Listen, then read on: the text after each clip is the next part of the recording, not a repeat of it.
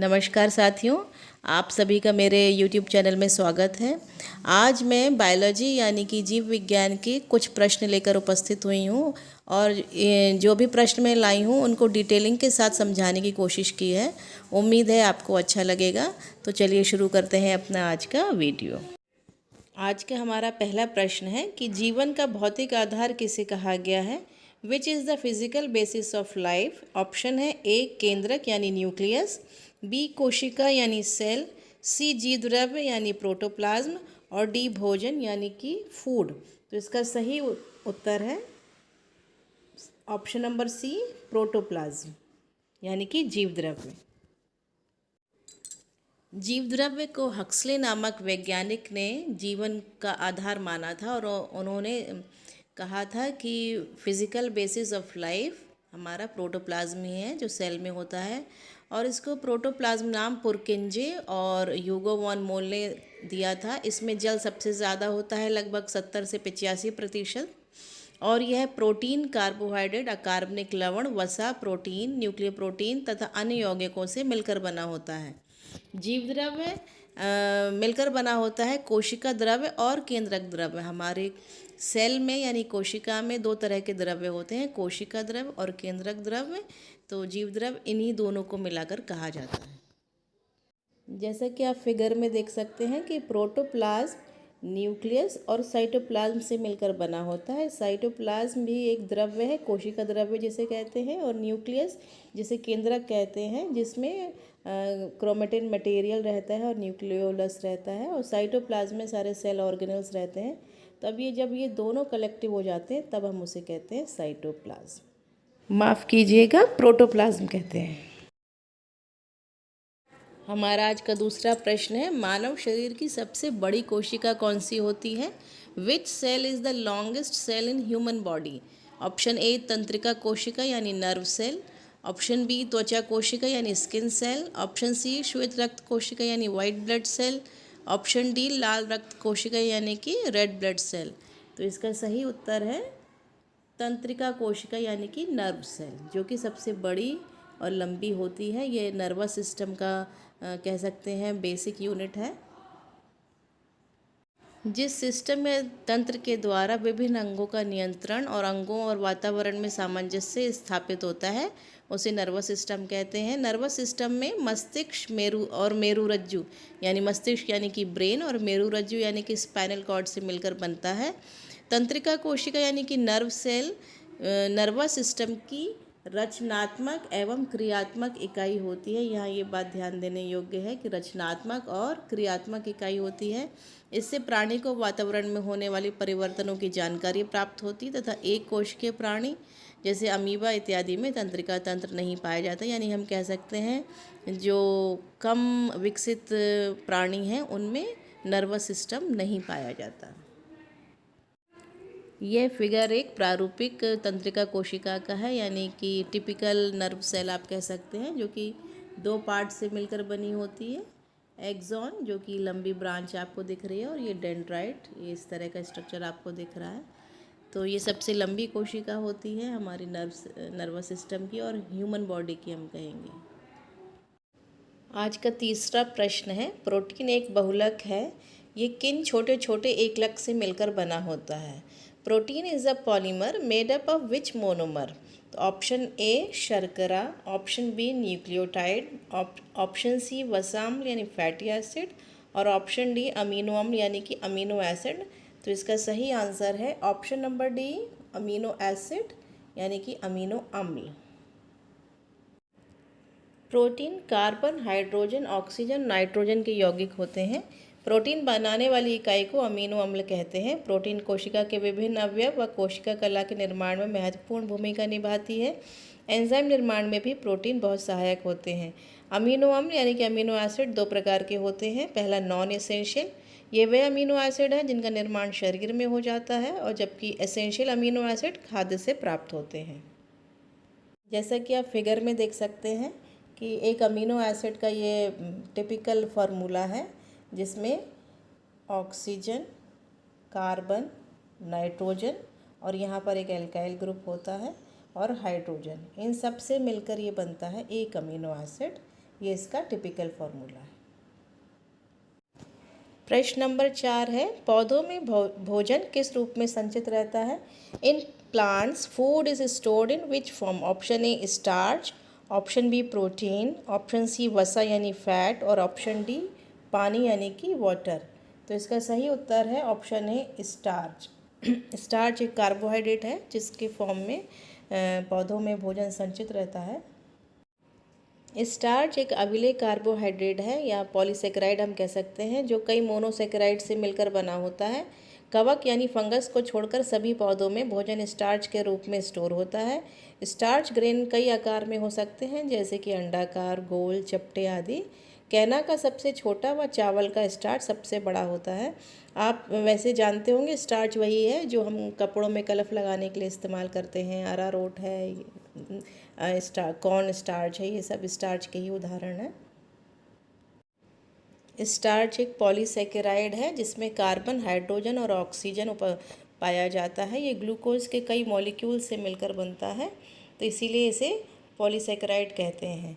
Starch एक polysaccharide है और ग्लूकोज उसका मोनोमर यानी कि मोनोसेकेराइड है। हमारा आज का 5वां प्रश्न है, कौन सा प्रोटोजोअन पौधों एवं जंतुओं के बीच की संयोजी कड़ी का काम करता है? Which protozoan is a link between plant and animals? Option A amoeba, option B paramecium, option C entamoeba और ऑप्शन डी यूग्लिना। तो इसका सही आंसर है option D euglena. Euglena is a protozoan that is a link between plant and animals. Protozoan सूक्ष्म कोशिकीय प्राणी होते हैं जिसमें एक ही कोशिका के अंदर समस्त जैविक क्रियाएं पूर्ण होती हैं, इसलिए इन्हें हम अकोशीय प्राणी भी कहते हैं। जैविक क्रियाओं से मतलब है जैसे कि श्वसन, पाचन, उत्सर्जन, रिप्रोडक्शन, ये सब। यूग्लिना एक्चुअली इसमें हरित लवक पाया जाता है जो कि सिर्फ हरे पौधों में होता है और ये पौधों का एक प्रमुख गुण होता है और इसके अन्य गुण जंतुओं के समान होते हैं, इसलिए यूग्लिना को पौधों और जंतुओं के बीच की कड़ी माना जाता है। It's a link between animals and plants. जैसा कि आप फिगर में देख सकते हैं, ये यूग्लिना का फिगर है और इसमें आप इस बिल्कुल साफ देख सकते हैं कि ये क्लोरोप्लास्ट है। ये देखिए, ये क्लोरोप्लास्ट ग्रीन कलर के आपको दिखाई दे रहे हैं, इसलिए इसे जंतुओं और पौधों के बीच की कड़ी माना जाता है। प्रश्न नंबर 6 है कि किस वर्ग के प्राणी सबसे बड़े होते हैं? Largest animals are found in which class? तो ऑप्शन ए सरीसृप यानी कि रेप्टाइल्स, ऑप्शन बी स्तनी यानी कि मैमल्स, ऑप्शन सी मत्स्य यानी पिसीज और ऑप्शन डी आर्थ्रोपोडा। तो इसका सही उत्तर है ऑप्शन बी स्तनी यानी कि मैमल्स। मैमल जिसमें मनुष्य, हाथी, कंगारू, गाय, कुत्ते, बिल्ली, खरगोश, चिंपैंजी, बंदर आदि आते हैं, इसमें सबसे बड़े प्राणी पाए जाते हैं। इनमें स्तन ग्रंथियाँ यानी कि मेमरी ग्लैंड्स होती हैं और ये जिस प्रकार अन्य वर्ग के जानवर अंडे देते हैं, तो स्तनी वर्ग के प्राणी अंडा न देकर बच्चे पैदा करते हैं, लेकिन कुछ एक्सेप्शंस भी होते हैं, जैसे डक बिल प्लैटिपस, ये अंडे पैदा करते हैं, बच्चे नहीं देते, लेकिन आते मैमल्स में ही हैं। प्रश्न नंबर 7, कोशिका का पावर हाउस किसे कहते हैं? Which cell organelle is known as a power house of the cell? Option A हरित लवक यानी कि क्लोरोप्लास्ट, ऑप्शन बी माइटोकॉन्ड्रिया यानी कि माइटोकॉन्ड्रिया, ऑप्शन सी कोशिका कला यानी कि सेल मेम्ब्रेन और ऑप्शन डी केंद्रक यानी कि न्यूक्लियस। तो इसका सही राइट आंसर है ऑप्शन बी माइटोकॉन्ड्रिया। माइटोकॉन्ड्रिया को ही कोशिका का पावर हाउस कहा जाता है। हम सभी की कोशिकाओं का मुख्य सेल ऑर्गेनल है माइटोकॉन्ड्रिया। श्वसन की सारी प्रक्रियाएं इसी में संचालित होती है, जो कि रासायनिक प्रक्रियाएं, और श्वसन के द्वारा ही हमें ऊर्जा मिलती है, इसलिए माइटोकॉन्ड्रिया को हम सेल का पावर हाउस यानी कि जिससे ऊर्जा प्राप्त हो, ऊर्जा ग्रह कहा जाता है। श्वसन क्रिया के दौरान ऊर्जा एटीपी के फॉर्म में उत्सर्जित होती है। एटीपी यानी कि एडेनोसिन ट्राइफॉस्फेट, इसे शरीर का एनर्जी करेंसी भी कहते हैं। जब भी आवश्यकता होती है एटीपी के द्वारा हमें ऊर्जा प्राप्त हो जाती है और इसको उत्सर्जन करने में माइटोकॉन्ड्रिया मुख्य भूमिका निभाता है, इसलिए इसे ऊर्जा का घर या पावर हाउस कहा जाता है। फिगर जैसा कि आप फिगर में देख सकते हैं, ये है माइटोकॉन्ड्रिया जो कि साइटोप्लाज्म में रहता है, कोशिका के साइटोप्लाज्म में।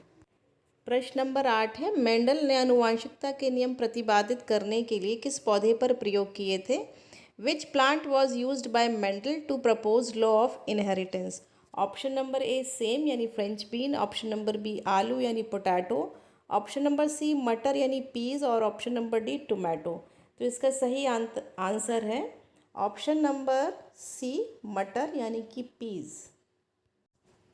मटर एक वर्षीय पौधा होता है, यानी कि 1 साल में ही उसकी पूरी लाइफ साइकिल पूरी हो जाती है और इसमें कई प्रकार के विभिन्न गुण पाए जाते हैं, जैसे इसके बीज रिंकल्ड यानी कि झुर्रीदार या गोल, इनके बीजों का रंग पीला या हरा, अलग अलग डिफरेंट कॉन्ट्रास्टिंग गुण मिलने के कारण मेंडल ने इनका प्रयोग आनुवंशिकता के नियम प्रतिपादित करने में किया था। प्रश्न नंबर 9 है, फूल के किस भाग से बीज का निर्माण होता है? By which part of a flower seed is produced? Option A बीजाणु, ऑप्शन बी परिदलपुंज यानी कैलिक्स, ऑप्शन सी दलपुंज यानी कोरोला और ऑप्शन डी वर्तिका यानी कि स्टिग्मा। तो इसका सही उत्तर है ऑप्शन ए बीजाणु यानी कि ओव्यूल। ओव्यूल जो कि फ्लावर में ही होता है, ओवरी का एक पार्ट होता है, इससे ही बीज का निर्माण होता है। यह ओव्यूल का फिगर है जिसमें आप देख सकते हैं कि ये egg cell, synergids, polar nuclei, antipodals, इन सब से एक ओव्यूल बनता है और इसी ओव्यूल में जब ये परिपक्व हो जाता है तो बीज का निर्माण कर लेता है। बीज जिसके द्वारा नए पौधे का निर्माण होता है, जिसमें प्रांकुर और मूलांकुर निकलकर नया तना और जड़ बनता है और नया पौधा बन जाता है। हमारा आज का आखिरी प्रश्न, प्रश्न नंबर 10, पुस्तक सिस्टेमा नेचुरी के लेखक कौन है? Who is the writer of book Systema Naturae? Option A Charles Darwin, option B Carl Linnaeus, option C John Ray और option D Gregor John Mendel. तो इसके सही उत्तर है option B Carl Linnaeus. Carl Linnaeus जिन्होंने पुस्तक Systema Naturae लिखी। Charles Darwin, उन्होंने ओरिजिन ऑफ लाइफ लिखी। इन्होंने बहुत ही प्रसिद्ध सिद्धांत दिया था सर्वाइवल ऑफ द फिटेस्ट यानी कि उत्तम की अतिजीवता। जॉन रे एक इंग्लिश नेचुरलिस्ट थे और ग्रेगर जॉन मेंडल, जैसे कि आप सभी जानते हैं, ये आनुवंशिकता के नियम को प्रतिपादित करने वाले महान वैज्ञानिक थे। तो आज के लिए बस इतना ही। उम्मीद करती हूँ वीडियो अच्छा लगा होगा और यदि वीडियो अच्छा लगा है तो इसको प्लीज़ लाइक ज़रूर कीजिएगा और शेयर कीजिएगा अपने दोस्तों के ग्रुप में। आगे भी ऐसी ही वीडियो लाती रहूँगी, तो चैनल को सब्सक्राइब करना बिल्कुल मत भूलिएगा। Thank you for watching.